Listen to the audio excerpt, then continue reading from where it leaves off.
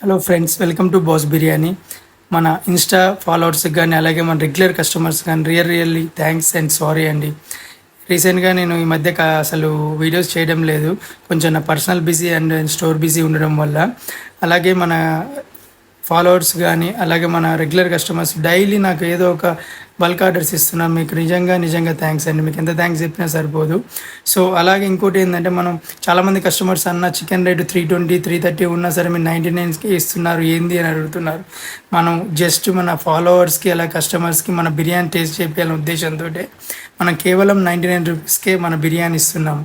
Please come and visit our store and taste our biryani.